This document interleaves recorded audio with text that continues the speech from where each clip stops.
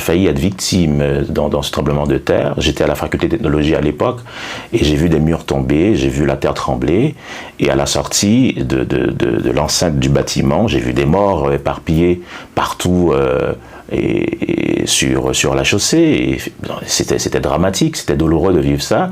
Et ça m'a porté aussi à prendre ma plume pour exprimer cette douleur, cette souffrance que j'ai vécue. Voilà. Wow, vous étiez à ce moment-là dans l'enceinte de... Absolument, j'étais dans l'enceinte de la faculté, j'étais avec des camarades, on discutait, on parlait. À ce moment-là, il y a un professeur qui a été lâchement assassiné par des bandits armés. Des bandits, il y en avait encore dans le pays, et on pleurait la mort de ce géant professeur. C'est Annie Louis Juste, que son âme repose en paix. Et pendant qu'on discutait sur la cour, on a ressenti quand même quelque chose de fort, parce que c'était la première fois qu'on avait vu ça.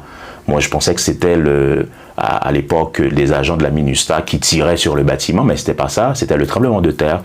Et à ce moment-là, on se mettait à courir par-ci par-là, et voilà, jusqu'à ce qu'on se retrouve dehors. Et c'est là qu'on a compris que c'était un tremblement de terre.